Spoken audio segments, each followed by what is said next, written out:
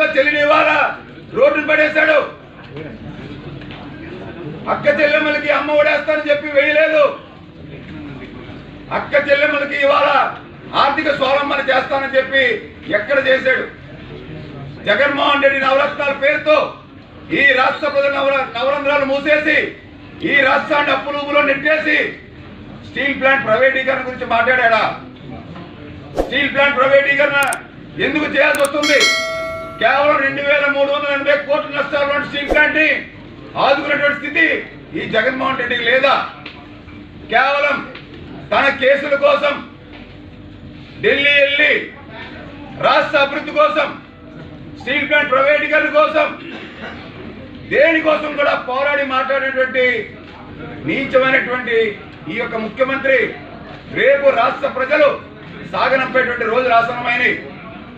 పవన్ కళ్యాణ్ గారు యుద్ధం ప్రకటించారు, యుద్ధానికి సిద్ధం కమ్మన్నారు. మీరు ఓటమి సిద్ధమయ్యే వచ్చారు. సాక్షాత్తు తిరుపతి సభలోనే జగన్మోహన్ రెడ్డి నేను ఓటమికి చెందుతా ఉన్నానని చెప్పి స్వయంగా ప్రగతిపాలు పలికినటువంటి వ్యక్తి, ఓటమి సిద్ధపడినటువంటి వ్యక్తి, రాష్ట్ర ప్రజల్ని ఇవాళ నిలువున ముంచేసినటువంటి వ్యక్తి, నెట్టేడు ముంచేసిన వ్యక్తి ఈ జగన్మోహన్ రెడ్డి చరిత్రలో నిలిచిపోతాడని చెప్పి జనసేన పార్టీ చెప్తా ఉంది. అందరికీ నమస్కారం అండి.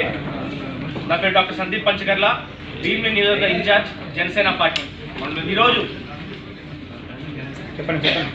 ఈరోజు మరి జగన్మోహన్ రెడ్డి గారు శనివారం పూట మమ్మల్ని హౌస్ అరెస్ట్ ఎందుకు చేశారు?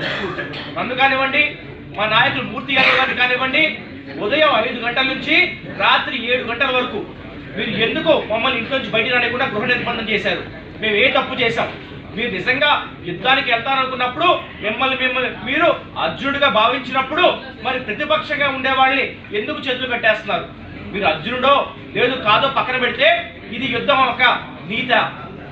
ఎందుకంటే మేము ప్రజాప్రతినిధులు కాకపోవచ్చు, కానీ భీమిలి నియోజకవర్గంలో ప్రజా సమస్యలకు మేము ప్రతినిధులం. భీమిలిలో ఇదే జగన్మోహన్ రెడ్డి గారు 2018లో 9వ నెల 17వ తారీఖు ఆనందపురం ఇచ్చేశారు పాదయాత్రలో భాగంగా.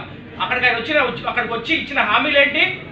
భీమిలి మండలంలో, ఆనందపురం మండలంలో మేము రైతు బజార్లు కట్టిస్తామని చెప్పన్నారు, శూన్యం. మూలకుద్దులో ఫిషింగ్ హార్బర్ కట్టిస్తా అన్నారు, శూన్యం. భీమిలిలో జట్టీలు కట్టిస్తా అన్నారు, శూన్యం.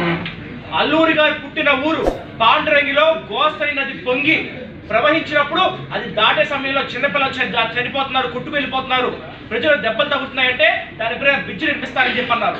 అల్లూరి గారు పుట్టిన పాండ్రంగిలో నేటికి బ్రిడ్జ్ నిర్మాణం జరగాలి, అది శూన్యం. మరి మీరు భీమిలిలో ఏ ముఖం పెట్టుకొని సభ పెట్టారు?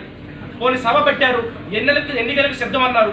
సార్, నాకు తెలిసి ఈ దేశ చరిత్రలో కానివ్వండి, ఈ ప్రపంచ చరిత్రలో కానివ్వండి, ఏ రాజకీయ పార్టీ కూడా ఎన్నికలకు సిద్ధం ఒక సభ నిర్వహించి ఆ సభలో ప్రతిపక్ష పార్టీ నాయకుల ఫోటోలని చాలా నీచంగా ప్రస్తావించడం ఎక్కడా చూడలేదు.